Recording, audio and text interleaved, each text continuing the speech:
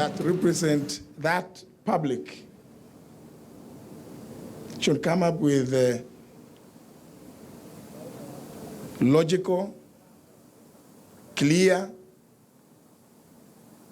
legislation that will meet the test of time, while at the same time appreciating that nothing will remain static. How to engage the public. We have attempted in these last 4 years, within the means available to us, to engage the public. But we have ourselves noticed that it is not enough. On numerous occasions, we put advertisements in newspapers and other forms of media. And depending on the topic, you may receive no response.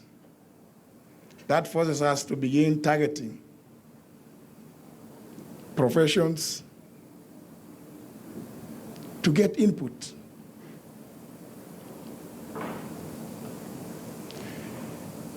But the Lord Chief Justice, let me say, when the judiciary expresses itself on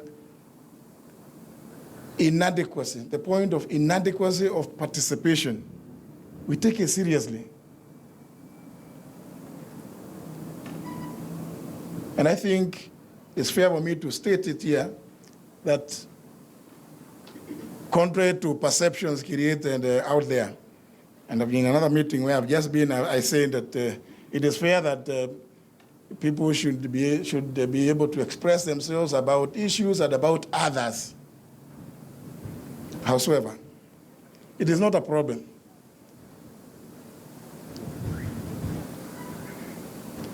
What the judiciary tells us about inadequacy in that particular critical area, because it is new in our legislative procedures, indeed, in our current constitutional dispensation, how to ensure that there is adequacy in the participation is a matter of great concern to both houses of parliament. And I dare say, except for highly emotive and political matters, the rest of the time the public is hardly interested in what you say.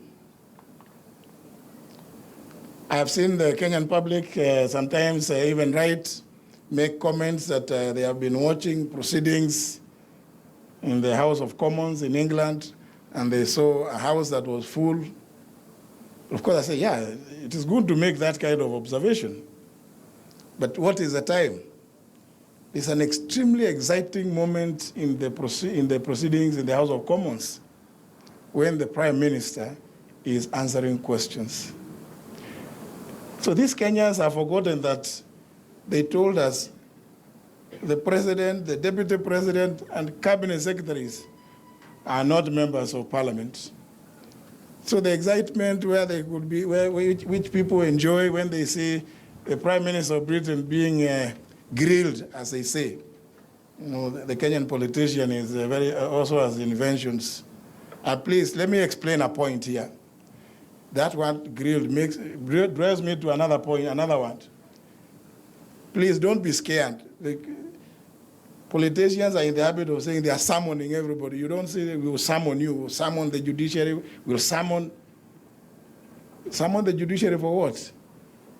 We invite mainly the registrar, the chief registrar of the judiciary, to appear before us, especially when there are proposals to do with the budget.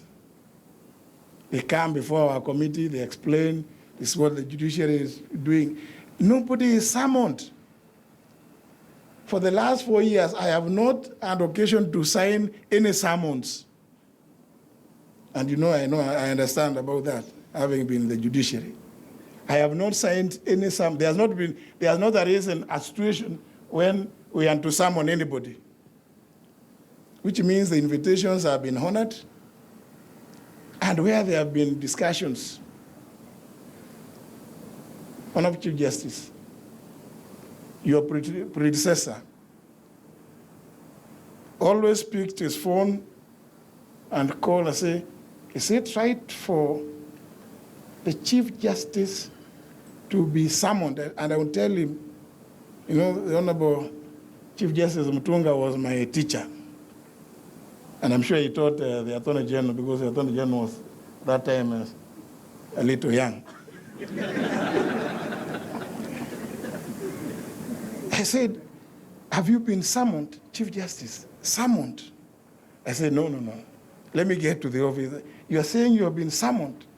And I said, but you know, if there's anything, we always speak, we always talk. How is it that somebody says they have summoned you? But it is because Kenyan politicians are very good, they are very innovative. So they know they have misapplied the word summon. And of course, given the power reposed in the Houses of Parliament in Article 125, when they are told that in exercising these functions, you have powers similar to those of the High Court. Now with the confusion about summoning, and now you can understand where this leads several of us. It is not the power to summon. When all you want is to get information and or evidence. And in any event, committees of parliament, even when they do inquiries and investigations, make recommendations to the plenaries of the two houses for purposes of recommendations to other agencies. But of course, because everybody is excited and we are all living in good times, everybody flashes their Chapter 4 of the Constitution. So we have those kind of situations. But I want to congratulate the judiciary for holding successful open days. It helps the Kenyan public to understand more about what goes on. I want to appreciate that, notwithstanding our distinctiveness, the judiciary doing what it must do under the Constitution, the legislature doing what we must do under the Constitution, and the executive doing their bit.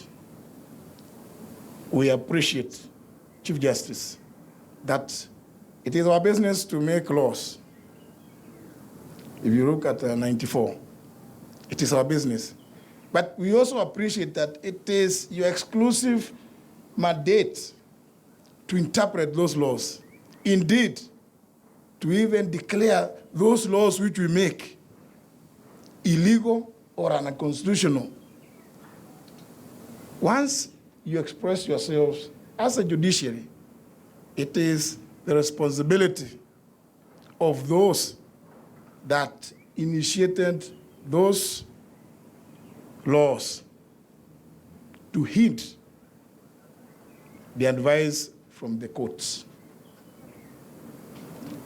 Propose to Parliament to repeal those laws or to amend them. That we are committed to ensuring happens. Chief Justice, mine is just to encourage you and tell you that we in the legislature will do our bit. And whenever our collaboration is required, we will be available within the bounds of the Constitution. If you find ourselves, sometimes, you know, you remember we got a bit angry, and we thought that the way to express our anger was to slash your budget. You know, unfortunately, my brother Ekwethuro will tell you that you pass a very good constitution, not like the American situation. You know, in the United States of America, we say we have a presidential system here, but in the United States of America, the Speaker of the House is the leader of the majority party and speaks about the party, his political party policies. He leaves the chair to go to the floor. But here we are very lucky that you chose to have distinct personalities as leaders of the minorities and the majorities.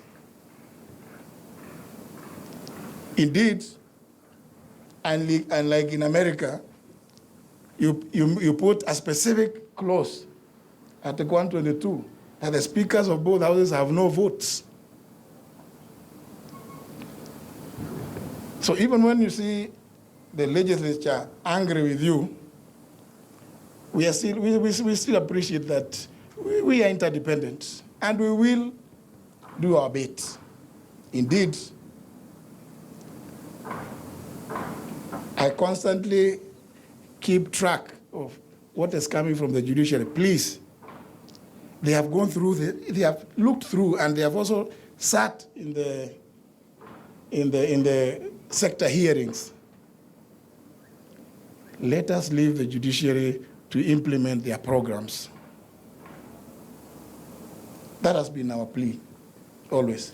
But of course, the best we can do is to plead, but on the floor we cannot vote.